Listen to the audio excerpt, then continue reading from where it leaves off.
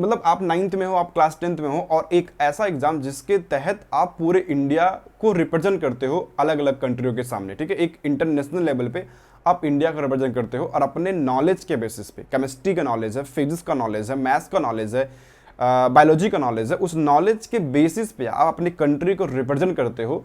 ये बहुत अच्छी चीज़ है, और अगर आपको ये चांस मिलता है तो आपको ये चांस लेना चाहिए।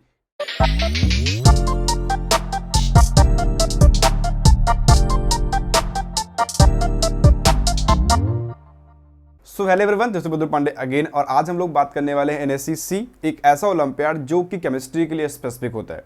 आप शायद ओलंपियाड के बारे में जानते होंगे, एनटीएससी, पीआरएमओ, आईजेएसओ जानते हो, एनएसओ जानते हो, एनएसटीएससी जानते होंगे, जेएसटीएससी जानते हो, ठीक है। बहुत सारे ओलंपियाड होते हैं, तो ऐसा ही एक ओलंपियाड है जिसको हम लोग बोलते हैं एनएससी बोलते हैं। इसका फुल फॉर्म होता है national standard examination in chemistry. इस बार क्योंकि कोरोना हुआ था तो दो स्टेज को मिक्स कर दिया गया है और इसका नाम रख दिया गया है IOQC रख दिया हुआ, ठीक है। सो इसके बारे में कंप्लीट डिस्कस करेंगे। अगर आप 9th में है, 10th में है, 11th में है, 12th में है, तो आप इस एग्जाम को दे सकते हो और बहुत अच्छे से एग्जाम को क्रैक भी कर सकते हो। इसका एक बेनिफिट जो बता देता हूँ आपको, बेनिफिट ये है, आप जब ऑल इंडिया रैंकर्स देखते हो, जेईई एडवांस के जो ऑल इंडिया रैंक देखते हो, उसमें से जो मैक्सिमम बच्चे होते हैं वो ये ओलंपियाड फोड़ के आए हुए होते हैं, या ओलंपियाड्स एग्जाम जो NSC P हो गया, NSC A हो गया, NSC C हो गया, ये सारे एग्जाम्स वो फोड़ के आए हुए होते हैं। यानी कुछ चीज़ें हैं जो आप इसमें ऐसा कुछ सीख लेते हो जिससे जो ऑल इंडिया रैंक आपकी होती है वो सिक्योर हो जाती है, और वही तो बेनिफिट है जो आपको मैं डिस्कस करने वाला हूँ, ठीक है। सो स्टार्ट करते हैं। अब इसका सिंपल सा ये सोचो थोड़ा सा, जैसे आप यार ओलंपियाड देते हो ना, तो ओलंपिक गेम होता है, तो आप बेसिकली कोई मान लो कि अगर कोई ओलंपिक गेम खेलता है तो सीधे थोड़ी होता है कि वो जाता है बाहर खेलता है इंटरनेशनल लेवल तक, नहीं, पहले वो अपने घर मोहल्ले में खेलता है, वहाँ पे अच्छा करता है तो फिर डिस्ट्रिक्ट लेवल पे अच्छा खेलता है, फिर जाके, ठीक है, फिर वो खेलता है स्टेट लेवल पे, फिर वो खेलता है नेशनल लेवल पे, फिर जाता है इंटरनेशनल लेवल पे। ऐसे ही आपका ये एग्जाम होता है, तो बहुत बड़ा एग्जाम होता है जिसको हम लोग बोलते हैं ICHO, द इंटरनेशनल एग्जामिनेशन या इंटरनेशनल केमिस्ट्री ओलंपियाड। ICHO ये एक ओलंपियाड होता है जो कि इंटरनेशनल लेवल पे होता है। तो वहाँ तक पहुँचने के लिए हमें अपने पहले इंडिया में बच्चों से फाइट करना पड़ेगा ना, पहले हमें अपनों में फाइट करना पड़ेगा। इसके बहुत सारे स्टेज होते हैं, जिसमें से एक स्टेज क्या होता है आपका, NSC होता है। अगर आपको दिख रहा होगा बेटा, इसके 5 स्टेज हैं बेसिकली। ICHO की जो एक इंटरनेशनल लेवल एग्जाम होता है उसके 5 स्टेप हैं, NSC, INCHO, OCSC है, प्री डिपार्चर ट्रेनिंग, ये PDT है, एंड द लास्ट है आपका ICHO, ये है आपका ICHO है, ये आपका ICHO है, ये है मेन आपका एग्जाम। तो यहाँ तक पहुँचना है आपको, चलना आपको NSC है, ठीक है। डिस्कस करता हूँ। तो बेसिकली क्या हो गया, इसका नाम यही हो गया कि NSC is the first stage of selection of student in the chemistry olympiad program which is organised by the IAPT, यानी Indian Association of Physics Teachers, जो होते हैं इस एग्जाम को कंडक्ट कराते हैं। बहुत अच्छे से होता है, मैं आपको डिस्कस करने हर चीज़। Every student aspiring to go through successive stage of the program must enroll for NSC. NSC is held a large number of centers in India, right, our country. Okay, तो ये हो गया NSC हो गया। लेकिन इस बार NSC नहीं होने वाला है, तो कुछ और होने वाला है, वो डिस्कस कर लेते हैं हम लोग। तो एक काम करते हैं, डिस्कस यहाँ पे करते हैं। मेन आपका बेटा एग्जाम ये है, तो आपको NSC, तो पहला जो स्टेज होता है वो होता है NSC, सेकंड होता है INCHO, थर्ड होता है OCSC, फोर्थ होता है P डिपार्चर ट्रेनिंग, और फिफ्थ होता है आपका जो मेन एग्जाम, जो आप जाते हो ऑल इंडिया, यानी कि आप जाते हो अलग अलग कंट्री में, ठीक है। और वहाँ पे आप जैसे अलग अलग जापान में, अलग अलग कंट्री में होता है ये, आप वहाँ पे जाते हो और अच्छा होता है कि आप इंडिया को रिप्रेजेंट करते हो। कितनी अच्छी बात है यार कि एक ऐसा एग्ज़ाम जिसके मतलब आप 9th में हो, आप क्लास 10th में हो, और एक ऐसा एग्जाम जिसके तहत आप पूरे इंडिया को रिप्रेजेंट करते हो अलग अलग कंट्रियों के सामने, ठीक है। एक इंटरनेशनल लेवल पे आप इंडिया को रिप्रेजेंट करते हो और अपने नॉलेज के बेसिस पे, केमिस्ट्री का नॉलेज है, फिजिक्स का नॉलेज है, मैथ्स का नॉलेज है, बायोलॉजी का नॉलेज है, उस नॉलेज के बेसिस पे आप अपनी कंट्री को रिप्रेजेंट करते हो। ये बहुत अच्छी चीज़ है, और अगर आपको ये चांस मिलता है तो आपको ये चांस लेना चाहिए, ठीक है। आते हैं तो होता क्या है, मैं एक बार स्टेज को डिस्कस कर देता हूँ, सिलेक्शन आपका कैसा प्रोसेस कैसा होता है बेटा। तो NSC में लगभग एक डेटा मैं आपको बताऊं तो कम से कम 50,000 बच्चे इस एग्जाम को देते हैं। घबराना नहीं, बिल्कुल नहीं, क्योंकि 50,000 फॉर्म फिल होता है। नीट में तो बहुत होता है, जेईई में बहुत ज़्यादा होता है, कि सिलेक्शन बहुत कम लोगों का होता है। तो बहुत लोग फॉर्म फिल कर देते हैं। तो 50,000 बच्चे इस एग्ज़ाम को देते हैं, लगभग दिए थे लास्ट ईयर 2 सालों में। उसके बाद सिर्फ 300 बच्चों का सिलेक्शन होता है यहाँ पे INCHO के लिए, ठीक है, सेकंड स्टेज के लिए।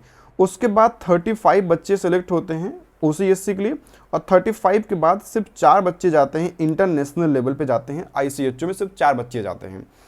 तो यार टफ एग्जाम नहीं है, लोग कम हैं और पढ़ने वाले लोग बहुत कम हैं। ऐसा नहीं कि बहुत ज़्यादा इसका क्वेश्चन टफ है, लेकिन अगर आपको एक अच्छा टीचर मिल गया तो वो जो 300 है उसमें 300 आप हो सकते हो, और 300 में 35 भी आप हो सकते हो, और 35 से आप 35 को गोल्ड मेडल मिलता है, आप साथ जानते होंगे। तो 35 को गोल्ड मेडल मिलेगा और 4 को एक इंटरनेशनल लेवल पे इंडिया को रिप्रेजेंट करते हैं, और ये बहुत बड़ी बात है, मैंने आपसे पहले भी डिस्कस किया था। तो हुआ क्या यार कि जैसे कि पहले क्या हो रहा था, जैसे एग्ज़ाम हो रहा था, ये बात कभी, ये बात है सिर्फ 2019 की, कुछ ऐसे एग्ज़ाम आपका होता था। लेकिन जैसे कोरोना हो गया 2020 में, ठीक है, तो उसके बाद क्या हुआ कि कोरोना के चक्कर में उन्होंने बोला था कोई एक स्टेज तो करा ही नहीं पा रहे हैं यार, दो कैसे कराएं। उन्होंने कहा देखो एक काम करते हैं, दोनों स्टेज को आप मिक्स कर लेते हैं, NSC को और INCHO को हम लोग मिक्स कर लेते हैं।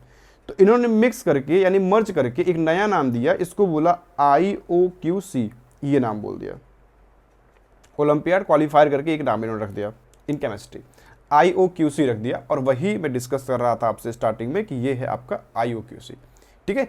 यानी कि आप डायरेक्ट यहाँ से एग्जाम देने वाले हो, यहाँ से आप डायरेक्ट दोगे IOQC और डायरेक्ट आपका 35 में सिलेक्शन हो जाएगा। 35 इवन 300 बच्चे यहाँ भी सिलेक्ट होंगे, 300 बच्चे होंगे, 35 नहीं 300 बच्चे बेटे यहाँ पे IOQC में सेलेक्ट होने वाले हैं, और 300 के बाद 35 होंगे, 35 के बाद आप जाओगे 4 बच्चे OCSC यानी कि ट्रेनिंग के लिए इंटरनेशनल लेवल पे, ठीक है। तो ये इसका आपको लेना है सिलेक्शन। तो प्रोसेस क्या है, यानी आप क्या करना है आपको, तो बेटा कुछ प्रोसेस ये होता है। अब इसको मैं एक काम करता हूँ ना कि मैं आपको ऐसा दिखाता हूँ कि NSCC हो गया, तो NSCC के बाद INCHO देते हो। जो एग्ज़ाम आपका होता है ये प्योर आपका MCQ बेस्ड होता है, हाँ माइनस मार्किंग होता है, MCQ बेस्ड होता है, जिसमें आप क्वेश्चंस करते हो, इसमें जब आपका सिलेक्शन होता है तो आप इसमें जाते हो। लेकिन हुआ क्या, मैंने बोला कि इस बार क्वेश्चंस को मिक्स कर दिया गया था, तो मैं एक बार डिस्कस करता हूं आपको कि पेपर हुआ कैसे था। जो तो आते हैं यहाँ पे डिस्कस करते हैं। जो IOQC है आपका वो 2 पार्ट में फिलहाल होता है आपका, ये लास्ट ईयर का डेटा मैं डिस्कस कर रहा हूँ क्योंकि अभी इस ईयर का कुछ दिया नहीं है और सेम ही होने वाला है इस साल भी। तो पार्ट 1 एंड पार्ट 2 2 पार्ट में आपका एग्जाम होता है। पहला पार्ट जो होता है वो 60 मिनट का यानी 1 घंटे का होता है। हाँ ये जो एग्जाम है इसको उन्होंने 75 मिनट कर दिया इस बार के लिए, और 120 नंबर का होता है, जिसमें से 35 क्वेश्चंस आपके यहाँ आते हैं, सिर्फ 35 क्वेश्चन आएंगे, ठीक है। 35 क्वेश्चन आपके यहाँ आएंगे। 35 के 35 जो आपके हैं वो कैसे हैं, ऑब्जेक्टिव क्वेश्चंस हैं, यानी कि आपको एक सही करना है। लेकिन उसमें भी उन्होंने 2 पार्ट किया था, मैं यहाँ पे डिस्कस करता हूँ, आपको दिख रहा होगा बेटा कि क्वेश्चंस 1 से लेके, यानी जो 35 क्वेश्चंस थे उसमें से क्वेश्चन 1 से लेके 24 तक questions has 4 alternative options out of which only 1 is correct. यानी कि अगर आपको A, B, C, D दिया जाएगा तो 24 क्वेश्चन ऐसे होंगे जिसमें से एक ही ऑप्शन करेक्ट होगा, मतलब मल्टीपल करेक्ट वाला भी थ्योरी है, यानी इन 4 में से कोई एक क्वेश्चन, एक ऑप्शन आपका सही होने वाला है। लेकिन क्वेश्चन नंबर 25 से लेके आपको दिया हो 25 से लेके 32 तक जो होगा वो मल्टीपल ऑप्शन हो सकता है। हाँ यहाँ पे एक क्वेश्चन के लिए आपको अच्छे से समझ लेना, समझने में कोई दिक्कत नहीं, आपको यहाँ पे लिख के दिखा देता हूँ मैं, यहाँ पे अच्छे से इस चीज़ को समझ लो तभी समझ में आएगा ये चीज़, ठीक है। चलो तो मतलब ये है कि यहाँ पे दिखाता हूँ मैं कि जो क्वेश्चन 1 से लेके 24 तक होगा ये सिर्फ सिंगल चॉइस होगा। ये कैसा है, सिर्फ सिंगल चॉइस, यानी आपको एक ही या तो A या तो B या तो C आपको सिंगल चॉइस करना है। सिंगल चॉइस बेटा हर क्वेश्चन में आपको 3 नंबर का होगा, यानी कि 1 × में 3, यानी हर क्वेश्चन 3 नंबर का, ठीक है। और 1 नंबर की आपकी होगी माइनस मार्किंग, अगर आपने क्वेश्चन को गलत कर दिया तो आपको 1 नंबर कट जाएगा। ये 24 तक होगा। उसके बाद उन्होंने बोला कि 25 से लेके 32 तक जो होंगे वो होंगे मल्टीपल चॉइस होंगे, यानी कि मल्टीपल चॉइस मतलब ये है कि मोर देन 1 ऑप्शन, आप ऐसे समझो कि मोर देन 1 ऑप्शन, एक ऑप्शन से ज़्यादा, यानी कि A भी हो सकता है, B भी हो सकता है, या A B दोनों हो सकता है, तो आपको दोनों फिल करना पड़ता है। और इसमें कोई माइनस मार्किंग नहीं है, लेकिन आपको एक क्वेश्चन कितने का नंबर का है, आपको 6 नंबर का होगा, ठीक है। आपको दिया होगा each question has 4 alternative out of the which any of the alternative, यानी A B C D may be correct, which you have to choose all the correct option, ठीक है, ये दिया हुआ है। हाँ ये 6 नंबर का, ठीक है, आपको नीचे दिया यू विल गेट 6 नंबर अगर आपका क्वेश्चन सही होता है, लेकिन यहाँ पे कोई भी माइनस मार्किंग नहीं है। ओके, यहाँ पे कोई माइनस मार्किंग नहीं होती है। तो यहाँ पे अगर आपका हो जाता है सिलेक्शन तो आप जाते हो, आपको मिलता है पार्ट 2। वैसे पार्ट 2 आपको मिल ही जाता है, आपको 15 मिनट दिया जाएगा टाइम कि ये पेपर सॉल्व कर लो, 1 घंटे का पेपर, फिर आपको 15 मिनट की छुट्टी दी जाएगी। 15 मिनट आप जाकर खा पी आओ, ठीक है, अच्छे से टहल लो, थोड़ा सा अपने मन को सही कर लो, फिर आप पार्ट 2 का पेपर देने वाले हो उसी टाइम पे, यानी कुछ ही 1-2 घंटे बाद, 15 मिनट बाद आपको 2 घंटे का पेपर और देना है पार्ट 2। और ये पार्ट 2 बेटा ये कैसा है, सब्जेक्टिव है, यानी आपको यहाँ क्वेश्चंस को लिखना पड़ेगा। ये कैसा है, सब्जेक्टिव क्वेश्चंस है, ये आपको मतलब आपको लिखना है। ये तो सिर्फ मल्टीपल चॉइस थे, इसमें आपने सिंगल करेक्ट किया, मल्टीपल करेक्ट किया, more than one option correct किया, लेकिन यहाँ पे आपको सब्जेक्टिव क्वेश्चंस करने हैं, यानी आपकी अंडरस्टैंडिंग भी समझने वाले हैं कि आप क्या तुक्का तो नहीं लगा रहे हो, आपको सिर्फ वही आता है कि आपको सब्जेक्ट का अच्छे से नॉलेज है, डीप नॉलेज है, क्योंकि आप केमिस्ट्री को, आप इंडिया को रिप्रेजेंट करने वाले हो, तो आपके अंदर बोलने की क्षमता, लिखने की पावर, वो सारी चीज़ें भी आना चाहिए, सब्जेक्ट का एक अच्छा नॉलेज होना चाहिए, इसलिए वो ये पार्ट आपको सब्जेक्टिव, यानी मैंने लिखा हुआ सब्जेक्टिव होगा ये एग्जाम। क्लियर है? ओके, तो सर पार्ट 1 से पार्ट 2 अगर हम लोग जाएंगे तो कट ऑफ क्या होगी, क्योंकि ये लोग एक चीज़ बोलते हैं एलिजिबिलिटी क्या होगी इस एग्जाम का, मैं डिस्कस कर लेता हूँ, आते हैं हम लोग उसी चीज़ पर डिस्कस करते हैं। पहले हम लोग इसको कर देते हैं, इरेज कर देते हैं, और फिर बात करते हैं कि मेरे मतलब क्या हुआ इस एग्जाम का, और ये आपका पार्ट 1 से पार्ट 2 आप जाओगे कैसे, ठीक है, मैंने काफ़ी कुछ ज़्यादा इरेज कर दिया शायद, हाँ, आप पार्ट 1 से पार्ट 2 जाओगे कैसे वो भी डिस्कस कर लेते हैं यहाँ पर। चलो तो पहला है, यही दिया हुआ है कि जैसे मान लो कि हमारा जो ओलंपियाड हो गया बेटा इस साल के लिए दिया हुआ है, ठीक है, इस साल के लिए देख लो आपको दिया होगा, तो अगर आप फॉर्म फिल करना चाहते हो तो मैं नीचे लिंक दे दूंगा, आप जाके फॉर्म फिल कर लेना, बहुत ही कम आपको रुपए देने, आई थिंक 200 आपको देने हैं, 200, इसमें आप फॉर्म फिल कर दोगे और आप अच्छा एग्जाम देने वाले हो, ठीक है, इतना तो आप यार मतलब खा पी लेते हो एक दिन में, तो 200 में आपका सिर्फ फॉर्म फिल करना, वो भी ऑल इंडिया के बच्चों से फाइट करना है, तो करना चाहिए, ठीक है, करो। आते हैं यहाँ डिस्कस करना स्टार्ट करते हैं। तो ये फॉर्म कौन फिल कर सकता है, पहली चीज़ तो आप इंडिया में रहने वाले हो, इंडिया का पासपोर्ट आपके पास होना चाहिए, ठीक है, मस्ट एलिजिबल टू होल्ड रखने के लिए। एंड सेकंड है कि डेट ऑफ बर्थ मैटर करती है, तो बेटा डेट ऑफ बर्थ जो है वो 1 जुलाई 2002 से लेके 30 जून 2007 इसके बीच में आपकी डेट ऑफ बर्थ होनी चाहिए, यानी इसके बीच में आप पैदा हुए हैं।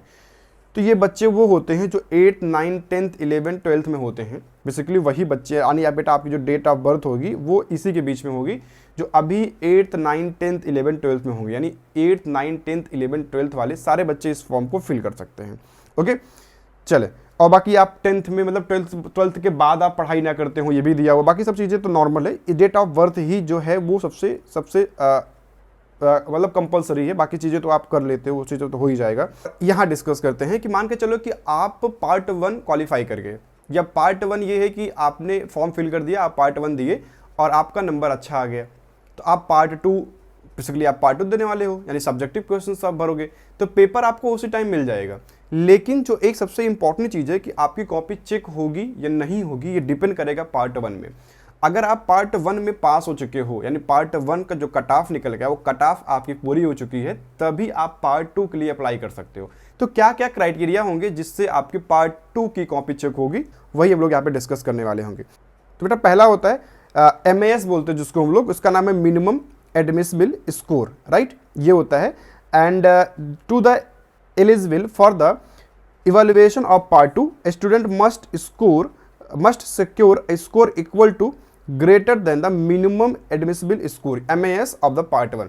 तो इतना मान के चलो कि MAS के ऊपर आपको आना है। अब MAS क्या होता है, MAS बेटा ये होता है कि जैसे मान के चलो कि 10 बच्चे थे, ठीक है, 10 बच्चे टॉपर्स होते, मान लो जो टॉपर्स हो गए, तो टॉपर्स का तुम ऐसे मान के चलो कि जो 10 बच्चे हैं उनका एवरेज, जो टॉपर्स हैं जिनकी रैंक 1, 2, 3, 4, 5, 6, 7, 8, 9, 10 आई है, जो 10 बच्चे हैं, 10 बच्चों का जो एवरेज निकाला जाएगा उनका हाफ, मान के चलो कि 10 बच्चे हैं जिनका नंबर आ गया 100, ठीक है, 10 बच्चे हैं जिनका नंबर आ गया 100, तो 100 का 50 जो होगा, 50 that is called as MAS।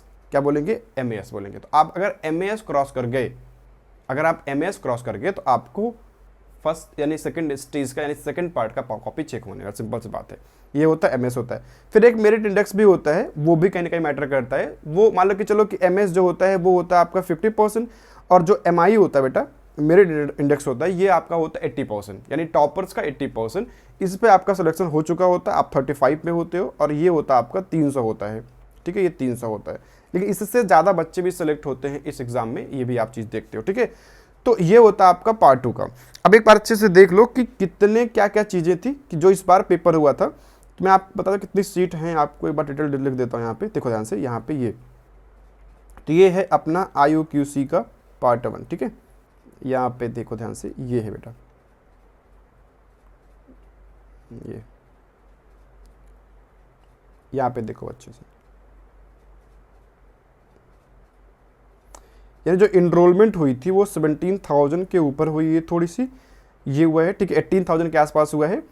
Average top 10 बच्चों का निकल के आया है, जो MAS निकल के आया था वो कितना निकल के आया था, मतलब जो एवरेज कितना निकल के आया है, वो निकल के आया आपका 113, ठीक है, कितना है 113 नंबर निकल के आया है। MI जो है बेटा इसका 80% कितना आएगा, 90 आएगा। MAS कितना आएगा, इसका हाफ 56 निकल के आएगा। तो student up to above MI जो थे वो सिर्फ 136 बच्चे। सोचो कि 17,000 में से सिर्फ 136 बच्चे तो जो MI क्रॉस कर चुके हैं, और 1,000 बच्चे तो जो MS, यानी कि 50 टॉपर्स का भी 50% जो थे वो सिर्फ 1,000 बच्चे ही क्वालिफाई कर पाए हैं, जिसमें से 317 बच्चे सेलेक्ट हुए थे पार्ट 2 देने के लिए। पार्ट यानी कि पार्ट 2 जिनका चेक होगा उसमें से 317 बच्चे ही सिलेक्ट हुए थे, और 317 के बाद पार्ट 2 आपका चेक होगा, और वहाँ पे आप 35 में सेलेक्ट होने वाले हो, राइट। 35 में सेलेक्ट हो गए, आपको मिल गया, यानी आप उस CSC कैंप के लिए आगे बढ़ जाओगे, और फिर फर्दर प्रोसेस जो होगा वो प्रोसेस देखा जाएगा, मतलब अलग अलग मालूम को वहाँ तक क्वालिफाई करो, फिर उसका अलग डिस्कस करते हैं चीज़ें। और ये था 19 में, जब कोरोना नहीं हुआ था, तब देखो कितने बच्चे, कम से कम 50,000 बच्चों ने मतलब कि इनरोल किया था, और तब कट ऑफ थी बेटा कम से कम 240 का होता था पहले, 240 का। तो 240 में 222 ये थी टॉप 10 बच्चों की रैंक जो एवरेज निकल के आया था। 177 इसका MI आया था, जिसमें से इतने बच्चे थे, ठीक है, ये कम से कम, हाँ, इतना कितना था 699, यानी 700 बच्चे थे जो MI के ऊपर थे, और 4,000 लगभग 4,500 बच्चे तो जो MS के ऊपर गए थे। हाँ, इस बार 1,000 था, सोचो कितना अच्छा एग्जाम हुआ था। और ये था कि जो बेटा 802 बच्चे, हाँ 802, सोचो कि 300 नहीं 800 बच्चे, डिपेंड करता है स्टेट, और स्टेट पे वेरी करता है। तो इसलिए आप परेशान बिल्कुल मत होना, अगर आपकी रैंक वगैरह अच्छी से नहीं आती है तो, मतलब अगर आपकी तैयारी थोड़ी सी भी हुई है तो आप अच्छा कर सकते हो, क्योंकि ये एग्ज़ाम थोड़ा सा माइंड गेम होता है, और थोड़ा सा आपकी उस एग्ज़ाम में बैठने की, क्वेश्चंस करने की पावर होती है, ठीक है। सो ये हो गया। अब यार आते हैं, डिस्कस करते हैं कि सर एग्ज़ाम का सिलेबस क्या है, क्या चीज़ पढ़ें। तो सिंपल बात ये है कि यार देखो, आपका जो एग्ज़ाम का सिलेबस है वो 11th और 12th का पूरा है। आपकी जो NCERT होती है 11th और 12th की, NCERT पूरी है आपकी। आप 8th में है, 9th में है, आप 10th में, आप परेशान हो गए कि सर हम लोग करेंगे कैसे, 8th में है, 9th में, 10 है। तो बेटा सिंपल बात ये है कि आपको मेहनत करना पड़ेगा, लाइफ में कुछ चीज़ें लेनी है, और ये तो काफ़ी बड़ी चीज़ें की मांग कर रहे हो आप ना, जो आप ये मांग रहे हो वो काफ़ी बहुत बड़ी चीज़ है। मैंने डिस्कस किया ना, आप आपने अपने कंट्री को ऑल इंडिया लेवल पर रिप्रेजेंट करोगे तो ऐसे नहीं मिलेगा, मेहनत करनी पड़ेगी। यानी कोई दिक्कत नहीं, आप कर सकते हो बेटा। ऐसे नहीं है कि 8th वाले बच्चों ने, 9th वाले बच्चों ने, 10th वाले बच्चों ने क्वालिफाई नहीं किया हुआ, हर साल करते हैं। हर साल बहुत सारे बच्चे MI के ऊपर रहते हैं, MI के ऊपर रहते हैं, MS के ऊपर नहीं, MI के ऊपर बहुत सारे बच्चे 8th और 9th वाले होते हैं। तो आप भी कर सकते हो, और बस आपको एक अच्छा टीचर चाहिए केमिस्ट्री का, जो कि मैं आपको पूरी तरीके से गाइड करने वाला हूँ इस एग्ज़ाम में। बहुत अच्छे से गाइड करूँगा, हर एक क्वेश्चंस, कितने टॉपिक के पूछे जा सकते हैं डिटेल में। और आपके पास जो टाइम बचा हुआ 3 महीने हैं आपके पास। अभी भी आपके पास पूरा अक्टूबर है, नवंबर है, दिसंबर है, और जनवरी में 16 को आपका एग्ज़ाम होना है, उसके आसपास आपका ये एग्ज़ाम होना है। तो आपके पास 3 महीने, यानी कि आपके पास कम से कम 100 दिन हैं, 100 डेज हैं इस एग्ज़ाम को देने के लिए, तैयारी करने के लिए। तो अगर आपको एग्ज़ाम देना है तो जाके कमेंट में लिखो कि हाँ सर मुझे एग्ज़ाम देना है। और 4 तारीख से अनअकैडमी पे 4 अक्टूबर से अनअकैडमी पे एक नया बैच हिस्ट्री के लिए स्टार्ट किया हुआ है, एकदम इसी के लिए, यानी IOQC के लिए।